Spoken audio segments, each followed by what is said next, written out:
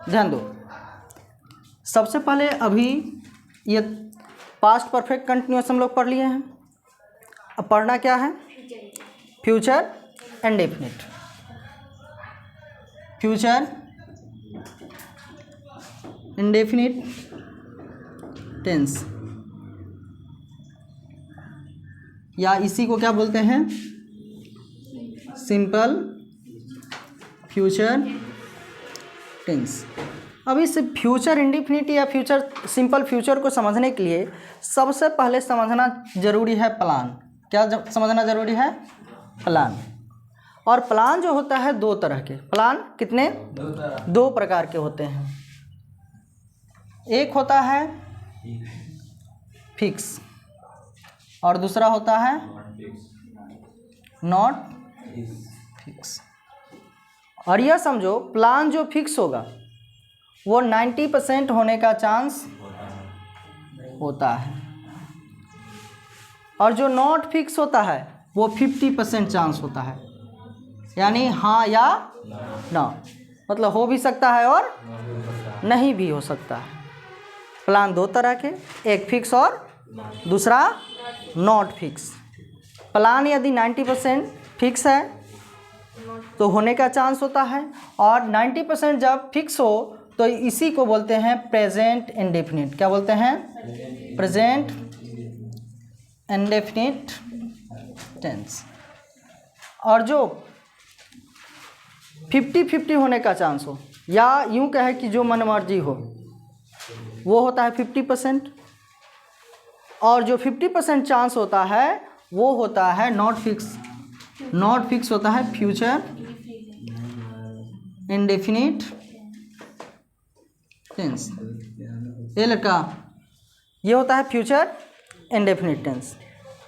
जैसे कह दे कि मैं पढ़ूंगा, मैं पढ़ूंगा, हमारी मर्जी है। हम जो मनमर्जी काम होता है वो नहीं होता है, वो नहीं होता है। मतलब मन है हमारा, मन करे तो पढ़ेंगे, नहीं माने तो नहीं पढ़ेंगे। यानी हाँ 50% हाँ है और 50% ना है। पढ़ भी सकते हैं, नहीं भी पढ़ सकते। जैसे मान लो कोई तुम्हारे साथ है, दोस्त है, अब वो उसको पूछे कल चलोगे पढ़ने, तो वो कहेगा कि हाँ चलेंगे, लेकिन अब उसकी मर्जी कल जाएगा या नहीं जाएगा, उसके ऊपर डिपेंड करता है। तो कह दिया कि हाँ चलेंगे और कल जो है नहीं जाए, बहाना बना दिया, तो 50-50। लेकिन ध्यान दो, गागेगी से यहाँ मतलब नहीं होता है। प्लान को समझना है। प्लान समझना है, यदि फिक्स हो 90% होने का चांस हो तो वो क्या कहलाता है? Present indefinite. गागेगी से मतलब नहीं। जैसे कह दे कि अभी बताए प्रधानमंत्री कल लंदन जाएंगे, तो वह काम जो पब्लिकली हो, फिक्स हो। प्रधानमंत्री जाएंगे तो पब्लिकली होता है ना, और इनका फिक्स होता है जाएंगे, भले ही तबीयत भी खराब हो जाए, डॉक्टर टीम लेकर भी जाएंगे, लेकिन जाएंगे। मतलब मात्र 10% न जाने का चांस होगा, न होने का चांस होगा। तो जो काम फिक्स हो वो किस टेंस में बनेगा? प्रेजेंट इंडेफिनिट में। यदि कह दे मैं पढ़ूंगा, कौन सा टेंस होगा? फ्यूचर, क्योंकि फिक्स नहीं है। मैं मेरी मर्जी, पढ़े या ना पढ़े, फिक्स है या फिक्स है? नहीं है। अब यही कह दे कि मैं कल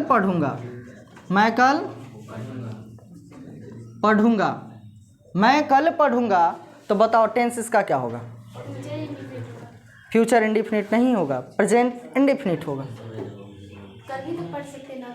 नहीं, कल पढ़ूंगा। ध्यान दो, फ्यूचर में बाउंड्री नहीं होता है, इसलिए इसे बाउंड्री लगाना जरूरी है। इसको क्या करना? बाउंड्री लगाना जरूरी है। मान लो तुमसे कोई पैसा ले लिया, अब जो है तुम उससे क्या कहोगी? पैसा दो। अब वो क्या कहेगी कि भागल थोड़े जा रहे हैं, देना देंगे। अब 2-4 दिन कहोगे, फिर कहेगी क्या दे देंगे। एक दिन पकड़ लोगी, बताओ कब देगी, डेट बताओ। अब 10 तारीख 5 तारीख डेट देगा। तो फ्यूचर के फ्यूचर का जो है कोई एंड नहीं होता, वो उसका अंत नहीं होता, इसलिए फ्यूचर पर बाउंड्री लगाना जरूरी होता है। फ्यूचर का जो है कोई टाइमिंग अंत नहीं है। मैं पढ़ूंगा, कब पढ़ूंगा? वह आएगा, कब आएगा? फिक्स है। और जब फिक्स नहीं तो टेंस कौन सा? Future indefinite. इसलिए इस पर बाउंड्री लगाना जरूरी है। इसलिए कह सकते हैं कि it shows that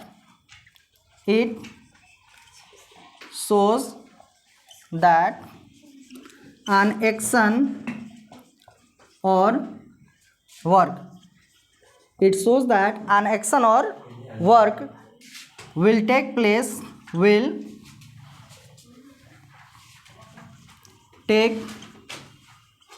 in the future। यानी यह दिखाता है कि कोई भी काम फ्यूचर में हो रहा हो, कोई काम फ्यूचर में हो रहा हो।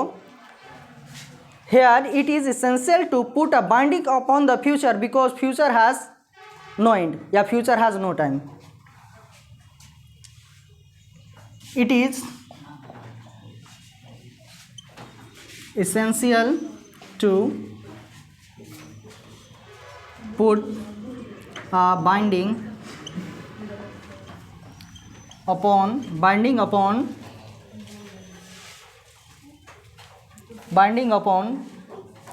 the future because future ध्यान दो, because future has no time, future has no time। ध्यान दो क्या है? इट शोज दैट, यह दिखाता है, कौन दिखाता है? फ्यूचर टेंस दिखाता है कि कोई भी काम हाँ मैं कल पढ़ूंगा, ये बोलना चाहिए ना, मैं कल पढ़ूंगा, इसमें भी होगा मैं कल पढ़ूंगा, ये पहले से बोलना चाहिए। तो अब हंसोगे, बोलना चाहिए कि हाँ यहाँ गलत लिखे हैं, मैं पढ़ूंगा, मैं कल पढ़ूंगा। अब ध्यान दो, यह दिखाता है it shows that an action और work will take place in the future, यह दिखाता है कि कोई भी काम फ्यूचर में हो रहा होता है। It is essential to put a binding upon the future because future has no time, क्योंकि इस फ्यूचर का कोई अंत नहीं होता, इसलिए एक बाइंडिंग लगाना जरूरी होता है। किसमें? फ्यूचर में। तो इसको प्लान को याद रखोगे, और प्लान यदि फिक्स है तो टेंस क्या होगा? और फिक्स नहीं है तो फ्यूचर इंडेफिनिट। समझ में आया? नोट करो।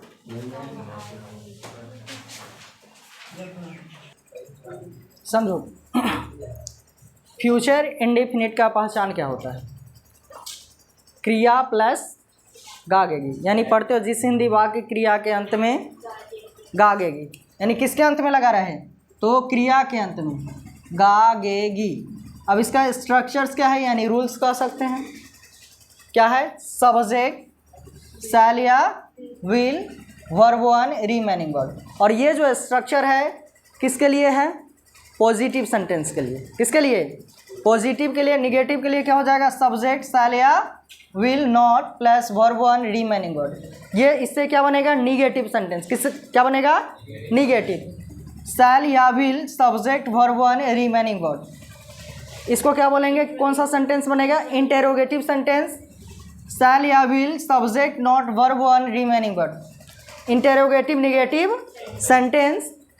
और उसके बाद यहाँ आई डब्ल्यू, या इसी को क्या बोलेंगे? क्यू डब्ल्यू या डब्ल्यू एच वर्ड, प्लस शैल या will, subject, verb one, remaining word. इसको बोलेंगे डब्ल्यू एच इंटेरोगेटिव सेंटेंस। और उसके बाद क्या आ जाएगा? आई डब्ल्यू, शैल या will, subject, not, verb one, remaining word. और इससे जो सेंटेंस बनेगा वो बनेगा W H interrogative negative sentence. अब यहाँ नोट ध्यान देना है कि फर्स्ट पर्सन के साथ शैल का यूज होता है, यानी फर्स्ट पर्सन कौन है? आई और वी। ये फर्स्ट पर्सन, इसके साथ क्या लगेगा? शैल लगेगा। और सेकेंड और थर्ड पर्सन के साथ, सेकेंड क्या हो गया? यू। और बाद बाकी क्या है? थर्ड पर्सन, इसके साथ क्या लग जाएगा? विल। लेकिन डिटर्मिनेशन, दृढ़ निश्चय के लिए, यानी हिंदी के सेंटेंस में अवश्य के बाद गागेगी लगे तो उल्टा हो जाता है। फर्स्ट पर्सन के साथ विल और बाद बाकी के साथ शैल का यूज होगा। जैसे देखो आई और वी के साथ क्या लग जाएगा, will, he, she, it, they, you, name रहे इसके साथ शैल। एक चीज़ और ध्यान रखोगे, जैसे शैल नॉट लिखते हो तो इसको शॉर्ट में क्या लिखोगे, सेंट, सेंट। और विल नॉट को क्या लिखोगे, वॉन्ट, वॉन्ट। जैसे देखो एग्जाम्पल से समझते हैं, जैसे मैं दिल्ली जाऊंगा, मैं दिल्ली जाऊंगा, क्या बनाओगे, मैं दिल्ली जाऊंगा। देखो क्या है, क्रिया के अंत में, तो जाना क्या है, क्रिया, इसके अंत में क्या गया, गा गएगी। अब ध्यान दो स्ट्रक्चर क्या है, पहले देखो यहाँ सब्जेक्ट, तो इसमें सब्जेक्ट क्या है, मैं, क्या हो जाएगा, आई, शैल या विल, आई के साथ क्या लगाओगे, शैल, आई शैल। उसके बाद क्या है, वर्ब वन, क्या हो जाएगा, गो, रिमेनिंग वर्ड बचा क्या है, दिल्ली। तो प्लेस जैसे ही आया तो गो वर्ड के बाद जो है टू का यूज होगा, क्या हो जाएगा, आई शैल गो टू दिल्ली। अब यही कह दे मैं दिल्ली नहीं जाऊंगा, मैं दिल्ली नहीं जाऊंगा, मैं दिल्ली नहीं जाऊंगा, क्या बनाओगे, स्ट्रक्चर नंबर 2 देखो क्या है, सब्जेक्ट, तो सब्जेक्ट क्या हो गया, मैं, तो आई, उसके बाद क्या आ जाएगा, शैल, नॉट, या इसी को शॉर्ट में लिखोगे तो क्या हो जाएगा, शांत, I shall not, verb one go to, remaining word है Delhi, I shall not go to Delhi. अब कह दे क्या मैं दिल्ली जाऊंगा, क्या मैं दिल्ली जाऊंगा, क्या मैं दिल्ली जाऊंगा, क्या बनाओगे, जैसे ही पहले क्या है तो शैल विल पहले आ जाएगा, इसमें शैल विल पहले आएगा तो देखो क्या हो जाएगा, सब्जेक्ट देख लो क्या है, आई, आई के साथ क्या लगता है, शैल, तो पहले क्या आ जाएगा, शैल, क्या हो जाएगा, shall I go to Delhi, shall I go to Delhi.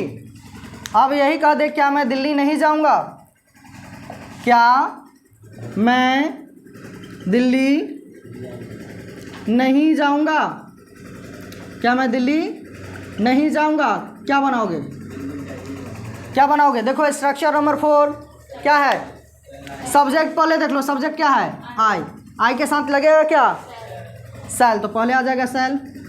उसके बाद निगेटिव है, नहीं लगा हुआ है तो क्या आ जाएगा, क्या लग जाएगा, नॉट, गो टू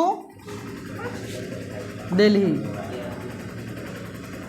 मैं दिल्ली क्यों जाऊंगा, मैं दिल्ली क्यों जाऊंगा, मैं दिल्ली क्यों जाऊंगा, मैं दिल्ली क्यों जाऊंगा। अब यहाँ देखो क्या आई डब्ल्यू है, स्ट्रक्चर नंबर 5 में देखो क्या है, आई डब्ल्यू, तो हिंदी के सेंटेंस में देखो आई डब्ल्यू कौन सा है, क्यों, तो क्या होगा, वाई। उसके बाद क्या आ जाएगा, शैल या विल, तो क्या आ जाएगा, शैल। उसके बाद सब्जेक्ट, सब्जेक्ट क्या है, मैं, तो I go to Delhi, why shall I go to Delhi. अब यही कहते हैं मैं दिल्ली क्यों नहीं जाऊंगा, मैं दिल्ली क्यों नहीं जाऊंगा, मैं दिल्ली क्यों नहीं जाऊंगा, मैं दिल्ली क्यों नहीं जाऊंगा। स्ट्रक्चर नंबर 6 देख लो, स्ट्रक्चर नंबर 6 क्या है, आई डब्ल्यू, तो देखो आई डब्ल्यू क्या है, क्यों, तो क्या हो जाएगा, वाई। उसके बाद क्या आ जाएगा, shall, subject I, not, go to Delhi, why shall I not go to Delhi, यानी दिल्ली। अब कह दे मैं अवश्य खाऊंगा, यदि कह दे मैं अवश्य खाऊंगा, क्या बनाओगे, I will eat, I will eat, eating नहीं होगा, आई विल ईट, क्यों, क्योंकि दृढ़ निश्चय है, अवश्य लग गया तो क्या लग जाएगा, उल्टा हो जाता है, जिसके साथ शैल लगता है उसके साथ विल, और जिसके साथ विल लगता है उसके साथ शैल। समझ में आया, बन जाएगा।